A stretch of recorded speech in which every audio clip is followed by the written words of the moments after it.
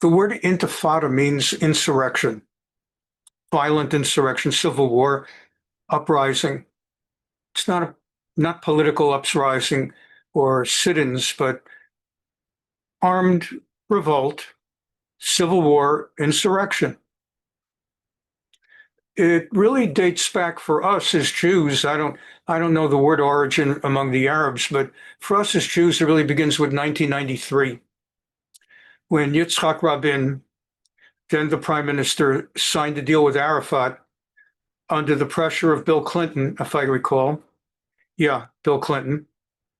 And Arafat and Rabin, whom I refer to, many people in my circles, we refer to him sarcastically as Saint Isaac, because the left wing has turned him, basically has canonized him into a saint because he was assassinated. He should not have been assassinated. Don't take this out of context. But this was no Abraham Lincoln. He wasn't even a William McKinley. He was a very bad person. He was an evil man. And you're not allowed to say that. But I don't care. So that evil man, he was evil not for giving up land. He was evil for a lifetime of evil. One of these days, I'll have an opportunity to talk more about Saint Isaac, probably on a Sunday or some special occasion. He was a very bad person, killed a lot of Jews, innocent Jews. He was a very bad person. So Saint Isaac, when he was prime minister in 1993, agreed to give Yasser Arafat what they have now, a Arab entity in Judea and Samaria, what they call the Palestine Authority. There is no Palestine, you know about that. And he offered him pretty much everything. He offered him an enormous amount. And it became known as the Oslo process, started in Oslo. And it has killed more Jews, you're not allowed to say this, but it's killed far more Jews than October 7th. Far more Jews than Hamas has ever killed. Again, you're not allowed to say it because Israel is dominated by the same deep state, left-wing media and academia that America has. And unless you're in safe circles like this, you're just not allowed to say it. You have to keep reminding everyone that October 7th is the day when more Jews died and were killed any day since the Holocaust, which is true. The Oslo Accord did not kill more people in one day, but over the years, by giving Yasser Arafat control of Judea, Samaria, his part, and now Mahmoud Abbas and the Al-Fatah, what goes on in Jenin and Ramallah, it's killed far more. I mean, thousands of Jews have been killed. And it's just like Israel gave up Gaza to Hamas or southern Lebanon to Hezbollah. There's never been an occasion since 1948 when Israel stepped back and made a concession and good came of it. The left always talks about, well, we're on the right side of history. And how do you argue with that? Because only when history unfolds can you go back and argue, well, history just unfolded and it looks like we were on the right side. You can't, 50 years later, someone tells me today, well, you're on the wrong side of history. What does that mean? None of us is going to be around when it's history. But when you look at 1948 and 1993, what they then were saying, you're on the wrong side of history, well, it's now 30 and 70 years later. So there is that history. And we, on the right, were on the right side of history. We warned. Anytime you give them any concession, they do not understand the concept of compromise, that you made a concession, and now they're making a concession, and you're going to have peace. There is no compromise with them. It's simply a step towards a longer range battle and war. They don't make peace, they make sulh. They don't make shalom. Their Arab word sulh, it's like just a temporary pause till the next battle. There is no peace with them. So in 1993, he offered him so much, and he got so much, and it began a process of Israeli leaders like Ehud Olmert and Ehud Barak offering more and more and more. And they came back with intifadas. It was Bill Clinton, I've shown it on a Sunday or two, where Bill Clinton put Ehud Barak together with Arafat, and Ehud Barak gave him everything. Ehud Barak said, what do you want, the West Bank? You could have it. What do you mean? Like, yeah, you could have it. The only thing is there's a certain section, small section of the West Bank, we don't call it that, we call it Judaism area, Yudash Shimron. Ehud Barak said you could have all of it. There's a small section that is heavily populated by Jews. There's a history behind it, Gush Etzion. So we have to hold that. But what we'll do is we'll give you an even bigger land piece from before 1967 in the Galil that's heavily Arab populated. We'll give you more land than you're asking for. You can have all the West Bank except for Gush Etzion, that little block, and we'll give you more than that little block from the Galil, from the Galilee. And you could have East Jerusalem, and you could have the Temple Mount. We'll give you everything you're asking for. And Arafat walked out, and he said, that's not what I want. Next day, the Intifada began. Buses blowing up, people going around throwing bombs, stores, restaurants blowing up, Arabs with knives. That's when the Intifada began. And the likes of Ehud Barak could never figure it out. And Ehud Olmert, a subsequent prime minister, offered even more than that. He offered him everything you want, plus. And another Intifada started. And it was only then that Clinton began to understand. Ehud Olmert, Ehud Barak never figured it out. To this day, they're still poison parts of the Israeli public life. They still, to this day, basically are traitors. One of them goes around Europe on television stations accusing his country of war crimes. Actually goes on BBC interviews saying, my country's engaging now in war crimes because he's not the prime minister anymore. So if he can't be prime minister, he doesn't care. Après moi le déluge. After me, let the whole thing fall apart. And so that's Intifada. Intifada means, so first of all, Clinton finally figured it out. Arafat doesn't want peace. He wants the entirety of Israel. He doesn't want a two-state solution. He doesn't want Judaism. He doesn't want anything that leaves a Jewish state. I couldn't figure it out, Clinton says. But then when we offered him everything, and he just started an Intifada, so it was clear we were talking different languages. He wanted everything. And that's what they want. And finally, Baruch Hashem, after 40 years of beating around the bush, they finally say it openly, from the river to the sea, Palestine will be free. There is no Palestine. But the idea, that's what it's about, the river to the sea. Now, the people who chant it in America at the universities don't know what the hell they're saying because they don't know what river, they don't know what sea. But we do. They're saying from the Jordan River to the Mediterranean Sea. If Palestine, there's no such thing as Palestine, but if there'll be an Arab country there, then that means there'll be no more Israel. That's exactly what it's about. It's now about no more two states. The only ones who think there are two states that you can do it are the American Democrat Party and West European labor parties and left-wing parties. The West European right-wing parties and the American Republicans have figured it out already. They don't talk about two-state anymore. They understand it's not on the table. And it doesn't matter what anybody says, it's no longer on the table. Why am I talking about that? Because if that's what Intifada means, so when they have demonstrations on college campuses with posters that say globalize the Intifada, that's what I'm getting at. Globalize the Intifada, which comes initially from Hamas, social media. The Hamas and the Arab social media with their English translators put out onto social media slogans like globalize the Intifada.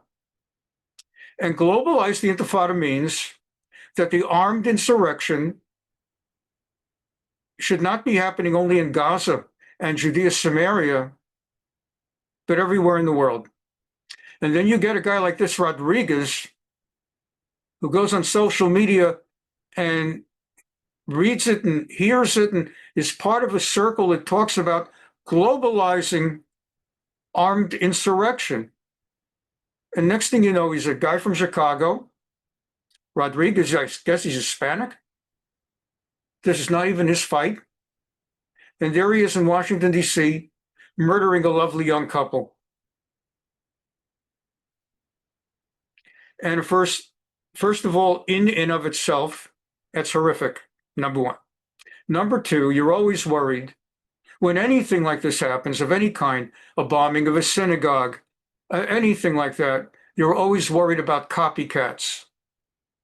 That someone else reads it and sees the publicity it gets and decides, hey, me too. And really, if you think about it, before Columbine, how often were there killings at American high schools? And then there was Columbine. Like nobody thought of all the mentally ill dirtbags. They killed themselves. They got into fights, bullying. Whoever had the idea of killing kids in school? Then Columbine happened, and they got tremendous publicity, the two guys that did it. And sick people saw that's the way to become famous. Get likes, get followers, you'll be remembered. And so after each one of those, that itself becomes an invitation to more copycats. Wow, that guy got famous. That guy got famous. And so there's always a concern, not only a Jewish issue. Columbine was certainly nothing to do with Jews, nor that school in Connecticut, nor the school in Florida. Same thing with the guy that just shot that insurance corporate executive to death a couple of months ago, and became a national hero among all these idiot women. Oh, he's so handsome. And so the next thing you know, there's always a fear. In the health industry, there's an extra fear. All the CEOs in the health industry now have doubled and tripled and quadrupled their bodyguards. Those who did not have them now, because they're afraid. It's like, gives people an idea. And then, well, why only that industry? Who knows what other industries? So you're always worried about that. But this dirtbag from Chicago presumably never would have had the idea of going to Washington, D.C. to kill Jews if he had not been under the influence of social media and globalize the Intifada. So it's not just First Amendment freedom of speech. When they all talk about how, freedom of speech, First Amendment, why can't I have a rally on campus with signs, globalize the Intifada, I'm with the Intifada, Intifada now, Intifada now. There is a difference between the slogan, globalize the Intifada, Intifada now, and the slogan, Free Palestine. Free Palestine, first of all, there's no such thing as Palestine. Anyway, First Amendment, they're allowed to say it. They really are. They're actually allowed to say there should be no Israel or Arab instead of Israel. They're allowed to say it. It's important for us to understand the ramifications of such a slogan. But you can't really call for a ban on saying there should be no Israel. But once you start turning it into violence and saying Intifada or kill Israelis or, fortunately, they don't know all the history, but if they knew about, let's say, the Munich Olympics or Ma'alot or Kiryat Shmona, and to have signs to say Ma'alot again or Munich Olympics again, those kinds of things should be punishable. And I mean, I don't hold back anymore. I used to hold back.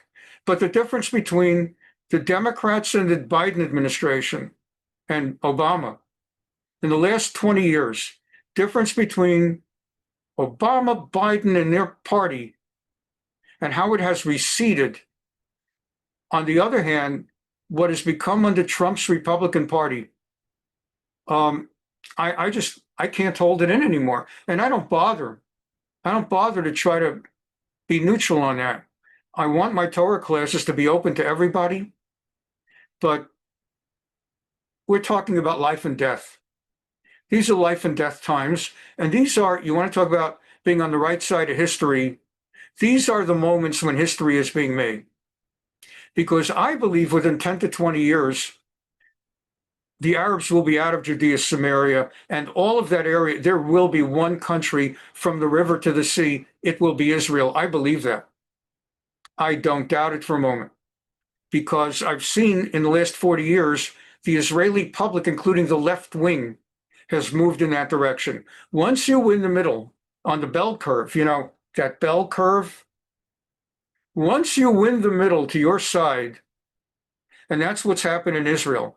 There's a left wing that wants to give it to the Arabs. That's about 20% of Israel.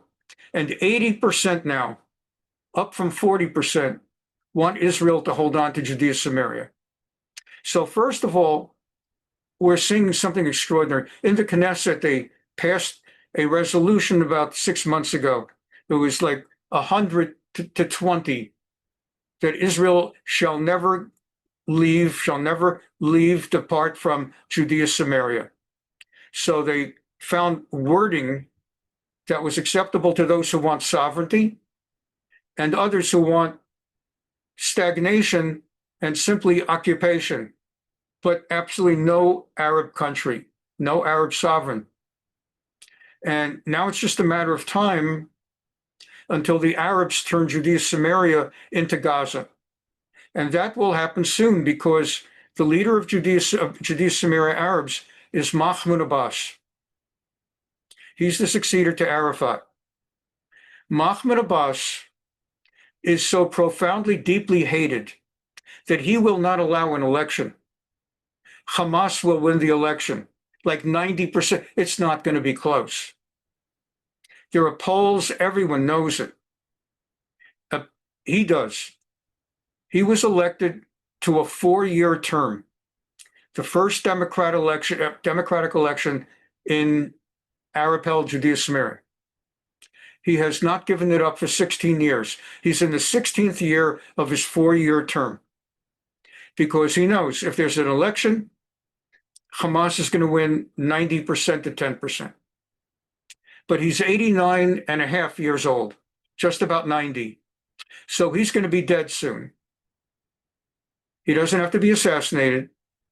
He can do all his exercises, have a low-fat diet and high fiber, and he's going to be dead soon. He's 90. And when he's dead, there will be an internal civil war. His followers will say we're the natural successors, and Hamas will kill them all and will take control. And once Hamas takes control of Judea, Samaria, Israel then, which already 80% wants to hold on to Judea, Samaria, will have their excuse to go and take Judea, Samaria and drive them out, just as Israel now is taking control of all of Gaza. And even the likes of Macron and that David Lammy of the British and all those that are against the way Israel's dealing with Hamas, they all say we're for a two-state solution, only not Hamas. And what's going to happen is it's going to be Hamas. And they're going to be stuck.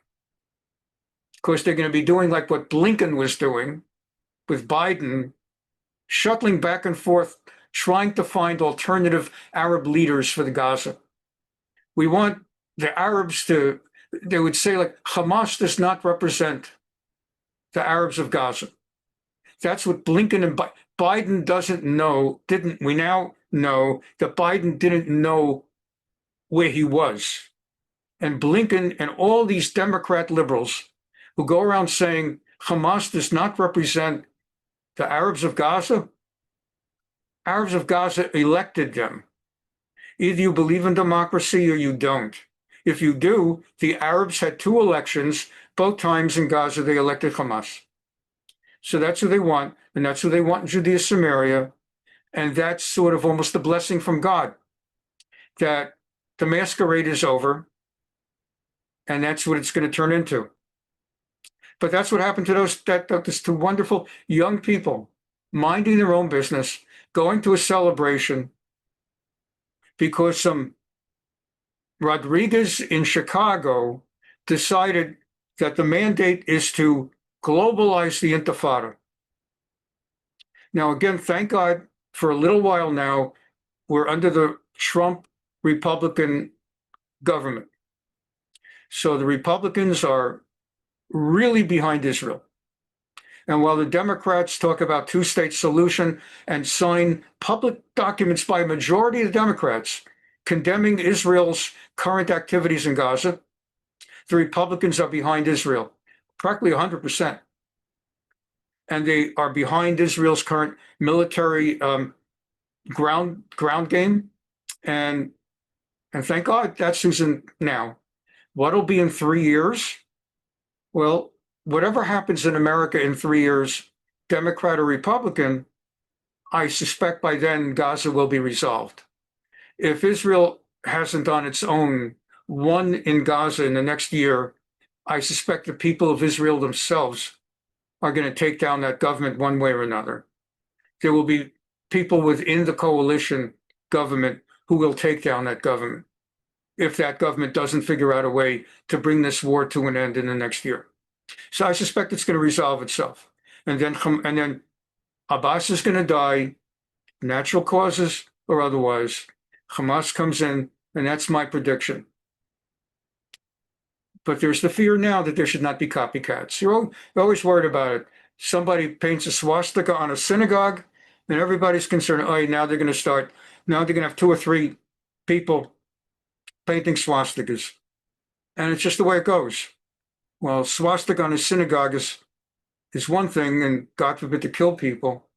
So at least, I mean, I'm sure Pam Bondi, at least they'll probably go for the death penalty. It'll be finally, for the first time in a long time, we get somebody to go for the death penalty. Whether he'll get the death penalty and the way it works in America, but by the time they'll kill him, he'll die of old age before they ever execute him. But still something. So I had to give some time at the outset today to our class to recognize this. And it's sad, but these things have happened before. It's not the first time.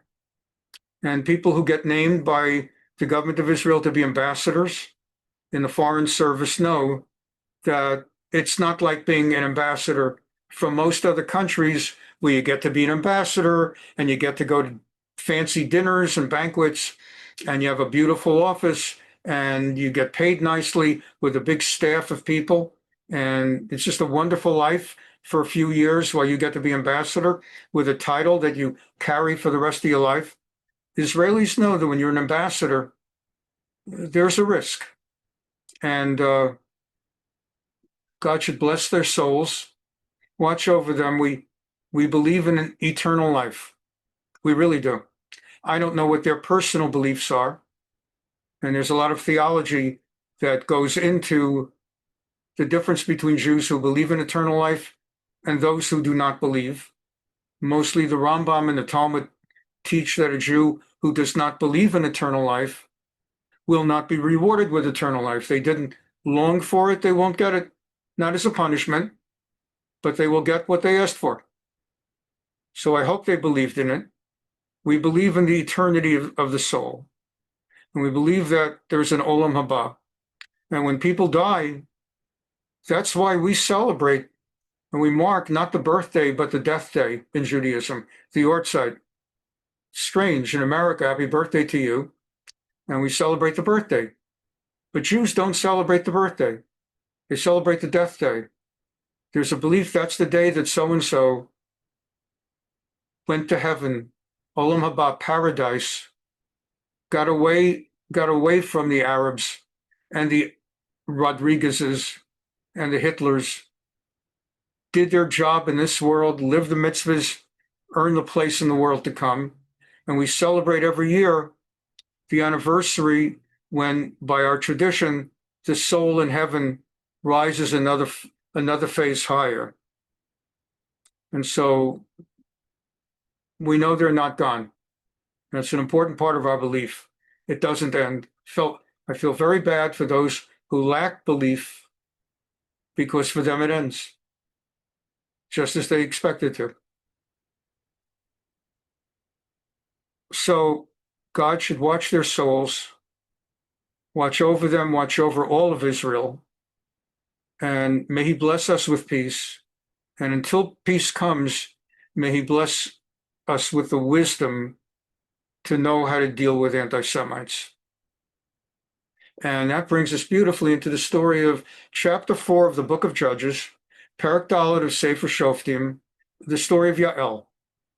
Last week I did the introduction wherein Honeypot and the use of sex as a lure, L-U-R-E, to bring enemies of Israel to defeat. Now we know, and I talked all about it last week. I encourage you to go back to that post if you want to catch up on it. We know that Judaism has laws restricting what we may do in sex. And we talked last week about Judaism being far more liberal and positive in its view towards sexual activity as compared to traditional Catholicism, Protestant Christianity, and so on.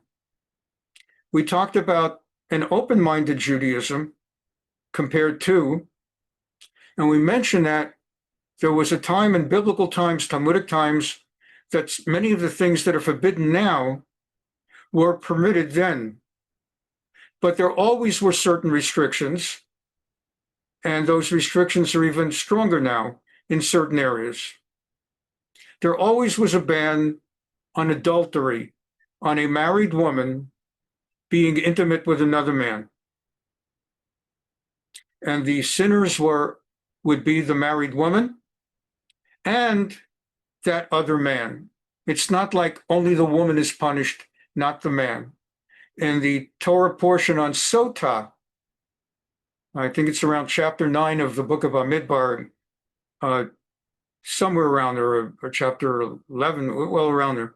In Parshat Sota, the punishment that befalls the adulteress also befalls the man who is with her, even if he's on the other side of the world when it happens to her. So there's, number one, that, and even things like rape were forbidden, and there were punishments for rape. The man would have to marry that woman unless she did not want. If she said, I don't want to marry him, but if she would feel for whatever reason, yeah, okay. So he would have to marry her and support her. She'd be on his hands for the rest of his life. And a lot of people, look, we know in America, 50% of marriages end up in divorce. That's when people decide to marry thinking that they love each other. Obviously, a guy that in a one-time encounter decides to rape someone doesn't know who he's getting involved with. Mazel tov, he just found himself a wife for life that he's responsible for, will have to pay alimony for if he can get rid of her. So there's that. And there are many other things, many other restrictions. There's the restriction within marriage of approximately 2 weeks out of every 4 when the wife has her menstruation. The couple are not supposed to have coitus until a month later, after she goes to the mikveh and all of that. So there are restrictions, always have been. So with that background, we know that the sexual attraction throughout history, just pick up any newspaper or any news report online, or any movie or television program or book, it's always built around the sexual attraction. And even if the story has nothing to do with it, they throw it in just to be sure you stay and watch the whole movie So that strong lure can be used in wartime.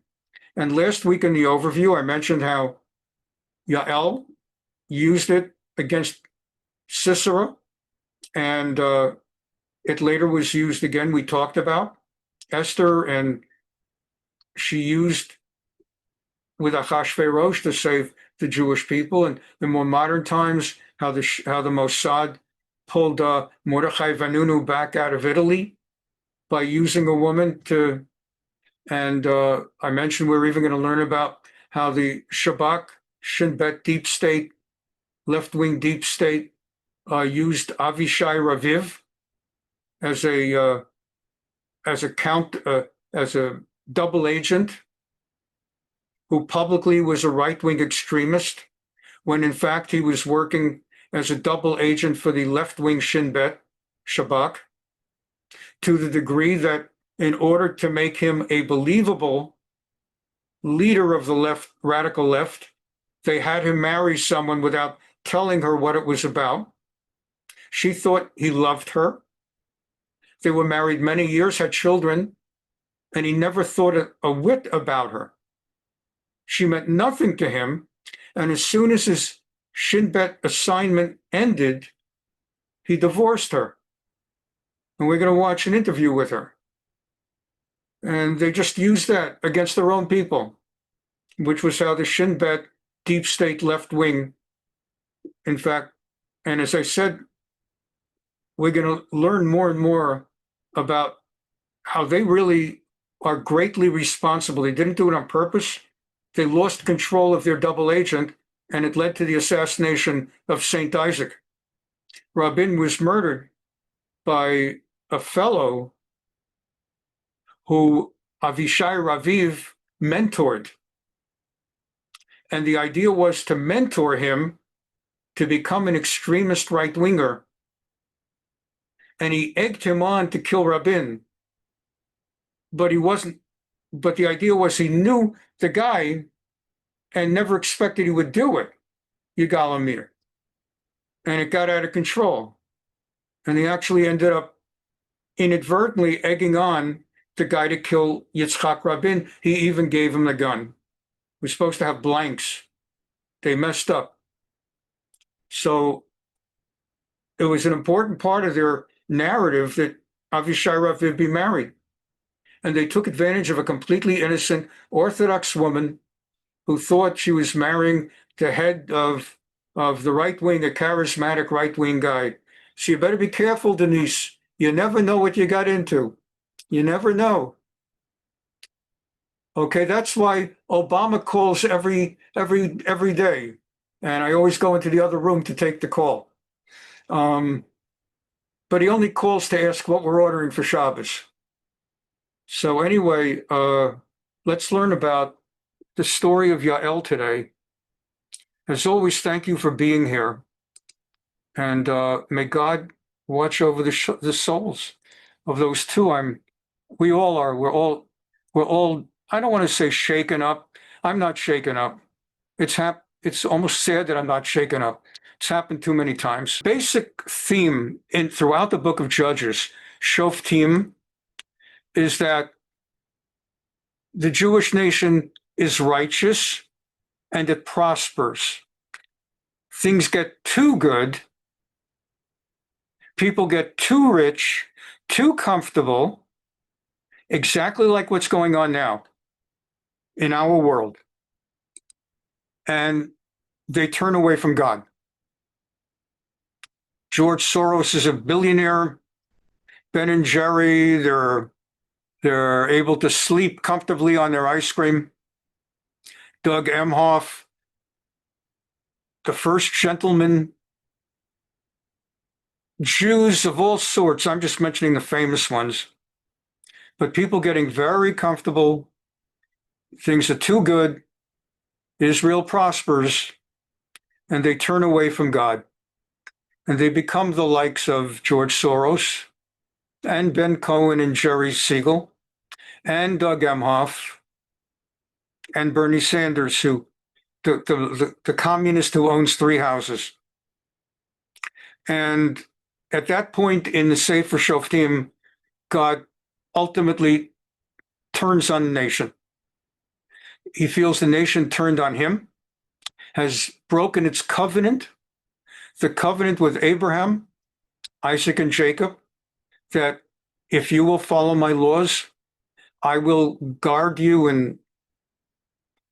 But if you don't, right? Im bechukotai telechu, if you follow my statutes, so you have before you a choice of life and death. Choose life. In Sefer Shoftim, every generation or so, they choose death. When the nation becomes completely dominated by the likes of the Soros and Cohen and Siegel and Sanders and Emhoff, Schumer, and the whole bunch of them. Schumer worships at a temple where the rabbi is an extreme leftist lesbian who attacks Israel in every sermon. And there was a famous picture about 6 months ago where Schumer was show for social media how he's grilling cheeseburgers. God turns on the nation. Vayosifu b'nei Israel, la'asot hara b'yanei Hashem ve'ehud met. The Israelites turned against God. They did ra, evil. And the judge, now in the book of Judges, it was before Nevuah, prophecy. What does that mean? There was a time the nation was under Moshe Rabbeinu. He's called Rabbeinu, our teacher. He's also a Navi. Lo kam ki Yisrael kamosha od, Navi umabita tumunato. So Moshe was a Navi, a prophet. And then you had Joshua, Shoftim Yoshua. And they don't call Yehoshua a Navi, but God communicated with him. That's what a Navi does. Then came the generation of the judges. That generation, each generation had a great individual who both judged matters of consequence and was a prophet of God. And that continued until the generation of the Nevi'im, who did not so much judge, but instead focused on prophecy, prophesying throughout the nation. And that starts with the likes of Shmuel, Samuel. We've been spending a year learning 1 Samuel, 2 Samuel. Well, here we are before the Shmuel, the time of the judges. By the way, we're just 2 weeks away from Shavuot, and the book of Ruth takes place during this time of the judges. These were the years before the Nevi'im, when there were judges. And Boaz, who is a centerpiece in the book of Ruth, was the judge of that generation. So Ehud was the judge. This was a good Ehud. Where's that name come from? Ehud Barak, Ehud Omeret. It's a biblical name, but they weren't raised in families that gave them biblical values. But the biblical Ehud was a very righteous judge, saved the Jewish people from Eglon, king of Moab. So the people sinned again, and God turned them over to the Canaanites. God surrendered them. What is it? God allowed the Canaanites. People always were making war with Israel. If you're a Tuesday night class aficionado, you've seen the map so many times. There's Aram, now Syria, and there's Moab and Ammon and Edom and Amalek and Philistines, Canaanites. It's not like if only Israel would come up with a better prime minister or a two-state solution, that Jews will have peace in Eretz Israel. That's just not our destiny. Does not mean we should not try. Got to be nuts to decide, well, since I stubbed my toe yesterday, I may as well chop it off because it's going to hurt. No, you apply ice or whatever you apply, and you're careful and you get better. So you work for peace, but it is something important to understand that that's part of living in Eretz Israel, that living in Israel, going back to the Bible, you're going to have enemies that want to destroy you. And you can take one of two takeaways. Either, I can't take it anymore. I can't take it. I'm going to live in exile. And then the other approach is, I am inspired that for 2,000 years they've been trying to defeat us, and they never manage. We're still here. We're still here. They're all gone. The Canaanites are gone. The Moabites, the Ammonites, the Edomites, they're all gone. And we're still there. We'll be there after the next set of them. We're still there. But it is an important part of our story and our narrative. It never ends. So it was the King Yavin of Canaan, and he was reigning in a Chatzor, that's, I guess, the capital. His army commander is Sisera.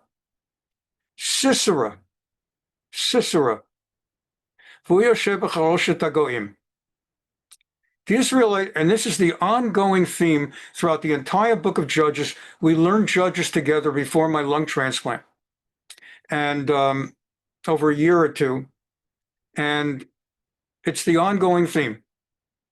And now the persecutions begin as God punishes us. Not even directly. He simply steps aside and lets the enemies succeed without his interference. And then when things get bad enough, we turn to God finally in prayer. And you can understand when the morning comes that in Morning Minyan, things are so bad that George Soros is in the Minyan, and Ben Cohen and Jerry Siegel and Chuck Schumer and all the rest of those dirtbags, Doug Emhoff. When they suddenly make up the Minyan, you know things are that bad. When they're saying the Shemona Esrei, it's that bad. And that's what Vayitzaku b'nei Israel Hashem means, that it got to the point that the Jews cried out to God. The word yet Vayitzaku, cry out, is a little different from Vayitpalalu, they prayed, or any number of words that could convey that they petitioned, they prayed, Vayitzak, that's something you hear right before God rains fire and brimstone on Sodom and Gomorrah, Sodom and Gomorrah. That means the ultimate, we have no more hope, so we're crying out to you, we give up. We have strategies, and we thought we don't know what to do. It's either you, God, or, and so Vayitzaku, the Jews are being persecuted, and they don't know what to do. And even the evil Jews are now keeping Shabbat and Kashrut, and Sisera had 900 iron chariots, and he oppressed us ruthlessly for 20 years. Lachatz et b'nei Israel b'chezkai 20 shana. What's 20 years now? 2025. Think back to 2005. What were you doing then? It's like a few years after 9/11. How many years that is? What were you doing professionally in 2005? Who was there in your family? What ages? What's happened in 20 years is a long time. And it's been 20 years of persecution. And the people are out of it. They're out of steam. And that generation, partly because they were not worthy of a classic prophet, they had a woman prophet. Now, don't take it the wrong way. No way at all we'd be rating Deborah. She's a giant. She is a spiritual giant in Jewish history. But for people who kind of are affected by images, we talked on Tuesday night last about how Avshalom had long hair and was a good-looking guy, and the way that a person's good looks impacts his political acceptability. People like John F. Kennedy, he's so handsome. If you grew up in New York in the 1960s, Mayor John Lindsay, oh, but he's a terrible mayor, but he's so handsome. Or running Bess Meyerson. So people are impacted by public images, and being led by a woman in that time in history was actually, though she was greater than great, it was a statement for a lot of people to infer we're not worthy of having a classic leader. But she was great. So Deborah was a Neviah, a Navi, female word. Yael the Kamatzei. Eshet Lapidot, she's the wife. If you've ever met a Jew whose last name is Lapidus, like what kind of, like Rosenberg, Schwartz, Goldstein, every so often you meet a Jew named Lapidus. This is where it comes from. The name Lapidot. She's a wife of Lapidot, Lapidus in Ashkenazic. He shoftat Yisrael be'edahi. She was the judge. Again, that's how a Hebrew word turns into female. Instead of shofet, shofta. Yet kamatzei. V'hi yoshevet, again, Hebrew male would be yoshev. Hu yoshev, he yoshevet. And she would hold court under a palm tree. You know, you can't go to her in private. A man who needs to see her, and well, she's a woman, a man and a woman alone. So she was always in public. And you met with her if you needed in public, under a palm between Ramah and Bethel. That's up north in Israel in the mountain of Ephraim. And people, Jews, would go to her for judgment. They would bring their cases to her. And she called Barak. So that's where these names come from. And it's interesting, this traitor, this former Israeli prime minister, who now is basically a traitor. His name is Ehud Barak.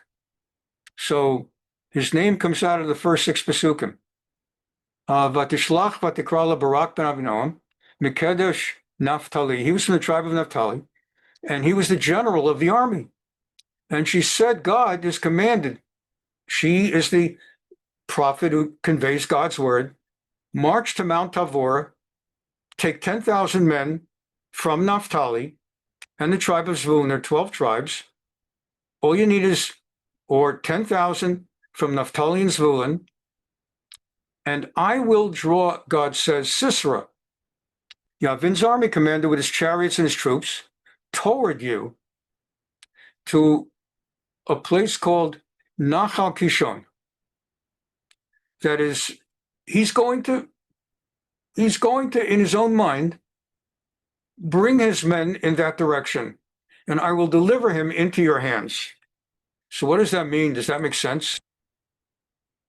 If you know your American history, one of the decisive battles in all of American history was the Battle of Gettysburg that ran from July 2nd to July 4th, 1863. And the battle was inevitable, but taking place in Gettysburg was an accident. Neither side planned to have a war in Gettysburg. The South, under General Robert E. Lee, decided, we've been fighting for 2.5 years, 1861, 62, 63, 2 years. And most of the wars, most of the battles are the North invading Virginia. And we're always fighting them back. We're always fighting defensively. And we're never going to get anywhere. And we have proven to ourselves after 2 years, we can fight them. They cannot beat us on our home turf. And it's time to go into their turf. And Lee's plan was to sort of go into Maryland. The idea was to go through Pennsylvania into Maryland, which is next door to Washington, D.C. And if everything went right, it was a one and done. The idea was the North won't expect it. We're gonna take the White House. We're just gonna come in Philadelphia, Pennsylvania to Maryland, right into the White House.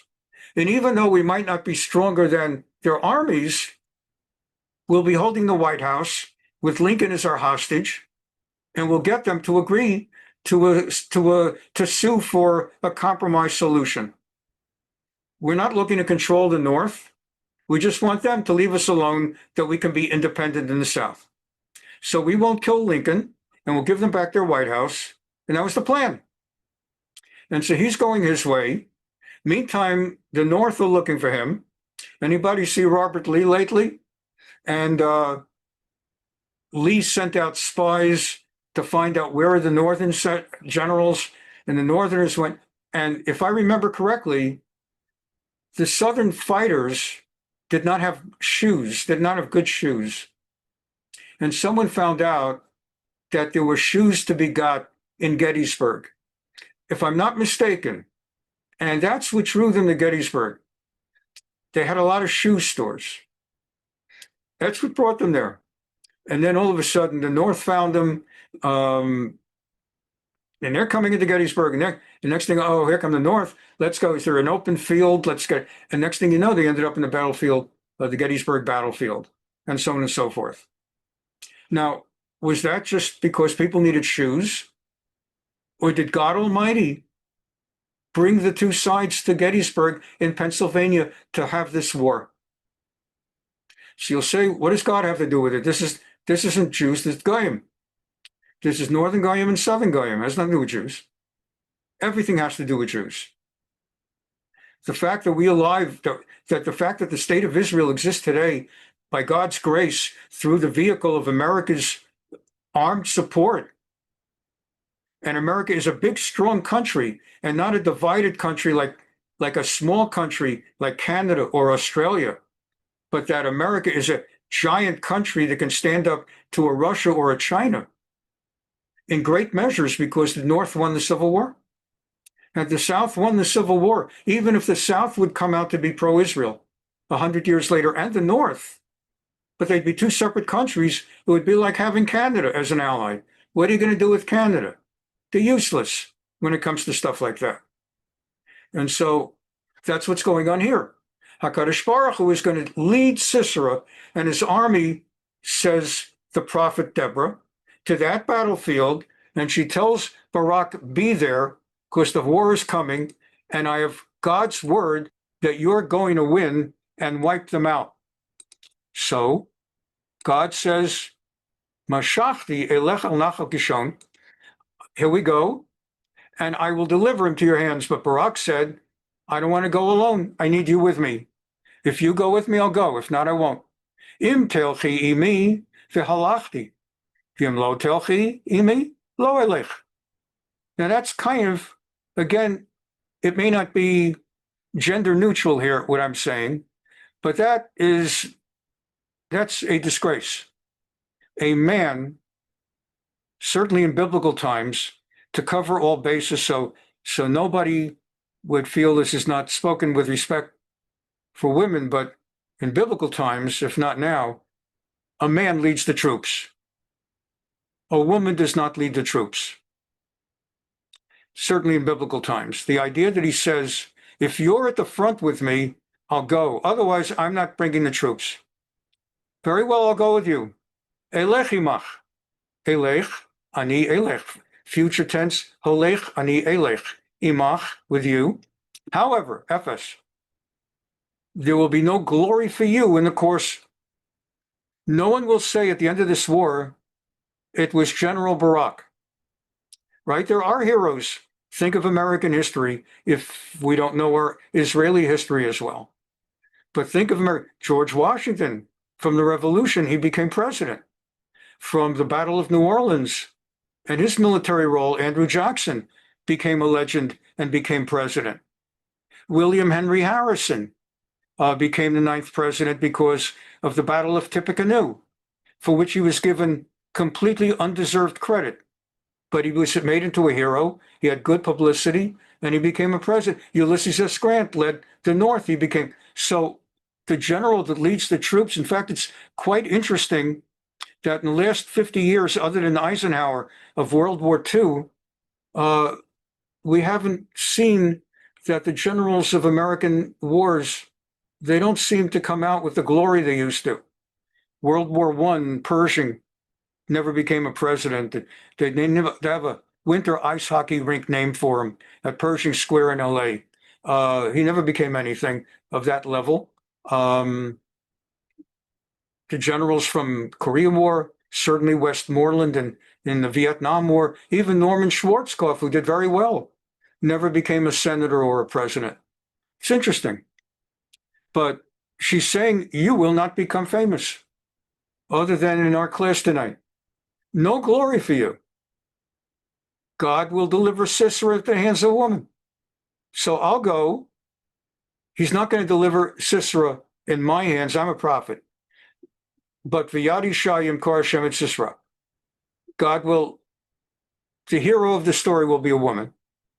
And Barak said, fine, I just don't want to go without you. So the 10,000 men went up. Deborah went with them, Vatali Mod Dvarah. And Hever the Canaanite had separated from the other Canaanites. Now, you see, the Canaanites are the predecessors. They go back to Chovav Chotein Moshe. That's Yitro, Jethro, the father-in-law of Moshe, the father of Tzipporah. So those were the Canaanites. Are they Jews? It's an interesting question. Maybe not. Maybe they're a separate people. Or maybe if Yitro converted to Judaism, which is a question that never has been completely decided by the commentators. So if he converted to Judaism, the Canaanites would have been like a long genetic or whatever line, a lineage of a group that had converted to Judaism. So it's not clear whether they were ethnically different, but Jewish, but not Jewish. But clearly they were, from the storyline, they were strong allies, lived among the Jews, and were trusted by the Jews, perhaps even more Jews. So Vayed Alo at Elon, and the thing is, he's living there among the Jews, but a little bit outside. Sisera was informed that Barak had gone up to Mount Tabor.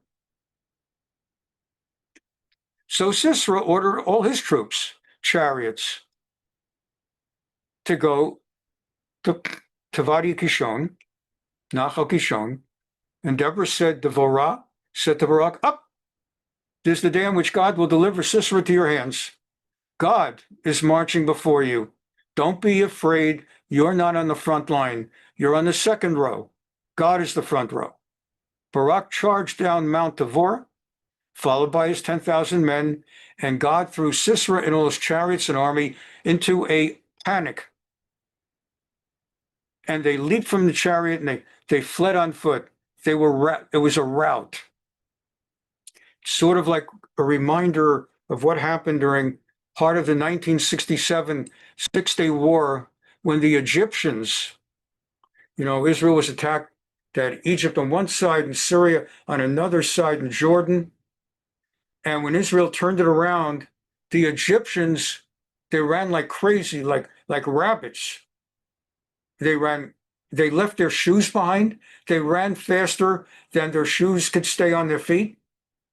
They left their tanks and all their equipment behind. It was very famous. Art Buchwald was a very famous humorist. He would write on the op-ed page of the Washington Post a weekly or bi-weekly column, a humorous take on the news.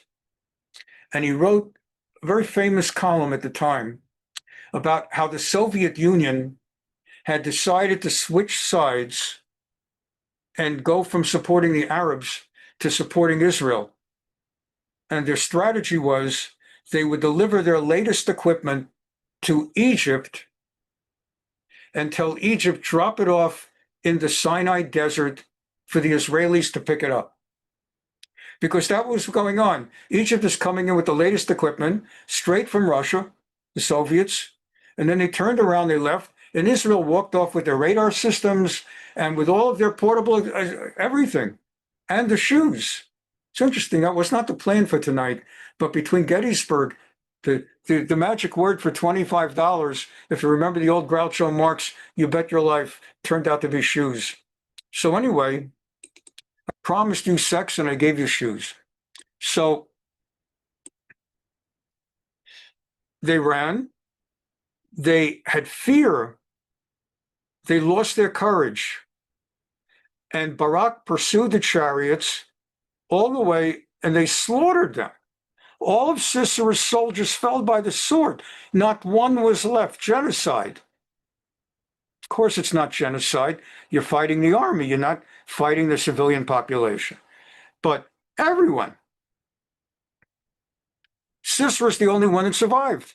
Somehow people like that always get away. They lead their people into disaster, but they get away. Sisera fled on foot to the tent of Yael, wife of Hever the Canaanite. For there was friendship between King Yavin and the family. So I told you about the Canaanite, and how the Canaanites were close to the Jews, but they managed to have friendships on both sides. They also had a friendship with the Canaanites. It can happen. By the way, Canaanite and Canaanites, too. Canaanite in English is C-A-N-A, and Canaanite is K-E-N. And in Hebrew, it's a kuf for Cani versus kaf for Kanani. But, I mean, that happens where someone plays both sides. Turkey, whose side is Turkey on? They're America's side. They get Russian weapons. Whose side are they on? Qatar. Whose side are they on? There are countries that manage to play both sides. And the Canaanites were playing both sides. And Yael was in her tent, and Sisera is running for his life. Everyone else has been slaughtered. And he doesn't know which tent is safe. Presumably, any tent that he runs into will finish him off. And to the degree that all the men of all the tents are at battle on the front lines killing Sisera's soldiers, their women have been left behind in the tents, and the women are staying indoors in tent because they don't want to get involved. But one woman puts her life on the line and goes out of the tent. Yael goes out of the tent and beckons Sisera forth into her tent, lures him into the tent. Vatetze Yael lekrat Sisera. This one woman, and it is important to emphasize, all other women, the commentators emphasize it, so I bring it to your attention because they take note of it. She stands out as the only woman who got out of her tent. Everyone else hid inside, didn't want to be seen or heard. She actually boldly went where no one went, and Batomer Lav Surah Adoni, Surah Elai Altira. She says, turn in to me, my Lord. Turn into me, don't be afraid. Vayasar Elaha Ha'ohela. And she brought him into her tent. That's like issues of yichud. If she's Jewish, not allowed to do that. A woman and a man alone under a roof and surrounded by all walls. If the door is closed, if the door is open, so the door is open, it's not yichud. That's why, like at a wedding, when the couple go from the chuppah to the yichud room, they go in the room, and the two witnesses check the room to make sure there's no window or other exit. And then they close the door. And when the door closes, that's when yichud begins. So a man and a woman are not allowed to be alone in a room or in a tent, surrounded by walls, completely sealed off. Now, if she's not Jewish, the laws of Judaism don't apply to her. But it's something to take note of and to leave, since we don't know what she is, Jewish or just Jewish ally. Vayasar ilaha olav etachaseu basmicha.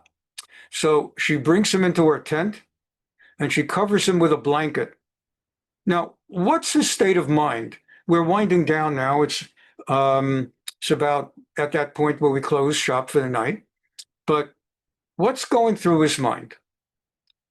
On the one hand, his heart is beating 1,000,000 beats a minute because everybody in his army has been killed except him. Another idea, so he just needs to rest, and he's probably sweating a storm. Another idea, is he thinking about being hungry? Is he thinking about being thirsty? I don't know. Is he thinking about having sex? Commentators talk about it.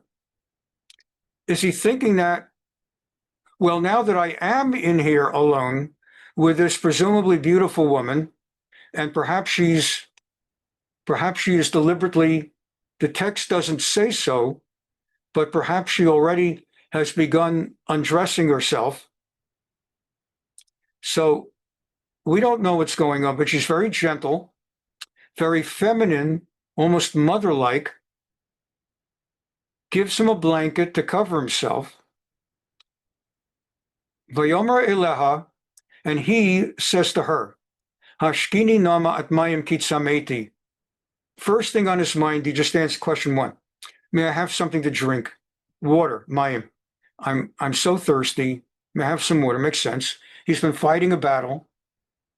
It's the Middle East. It's hot. Fight in the middle of the day. No time for water. He's been running a storm, sweating a storm.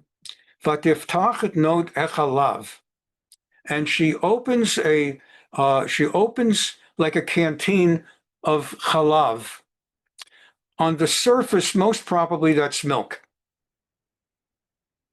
Chalav means milk in typical Hebrew. Most probably she gave him milk, recently milked from a cow. You know, everybody in those days had a little farm and a cow. There is an opinion that chalav is a reference to white wine, to the white wine of Israel, the white grapes. Eretz Savat Chalav Udvash, when they talk about the land being a land flowing with milk and honey. So there is an opinion that says, like, what's that thing about milk? Milk? That's what they're going to, in the middle of the desert, Moshe promises them, I'm bringing you to a land of milk and honey, and oh my God, we're going to have milk? So there's an opinion that milk is a reference to white wine, that there'll be honey, everybody likes sweet stuff, and white wine. The other mainstream opinion is he literally meant milk, but not milk. When he's promising people in the desert, I'm bringing you to a land flowing with milk and honey, the implication is there's so much milk means there's so many cows. There's so many cows means it's lush with grass. So it's a land that is lush with grass, lots of meat and cows, and honey. Here she gives him milk, vatashkehu, and what does that mean? That means she gives him to drink, to quench his thirst, vatachasehu, and she covers him again. So he's got a blanket on him, and he's drinking, so she again blanket. Vayomer eleha, and he says to her, I need you to stand guard at the front of the tent. Amod petach ha'ohel, v'haya im ish yavo u'she'elech, and if anyone from the Israeli fighters comes and asks you, v'amar hayesh po ish, and says, is there any man inside? V'amart ayin, I'm asking you, do me a favor, tell them no one's inside. And last pasuk for tonight. Vatikach Yael eshet chever. Now he sort of lies down in his blanket, having had his milk, and he apparently starts to fall asleep. And she takes Yatad ha'ohel, a tent pin. I'll have a picture for those that can't picture it. what a tent pin looks like. But a tent pin is used to hold one of the corners of the tent to the ground in place so that when there's wind, it doesn't blow the tent off. She unleashes, she loosens and pulls out a tent pin, and she grabs a hammer, vatavo elav balat, and she tiptoes to him quietly, vatitka et hayaded barakato, and she places the tent pin just over the temple of his head, vatitznach ba'aretz, she hammers the tent pin through his brain, and he just falls off the bed onto the floor, and basically he dies. More next week. So I want to thank you for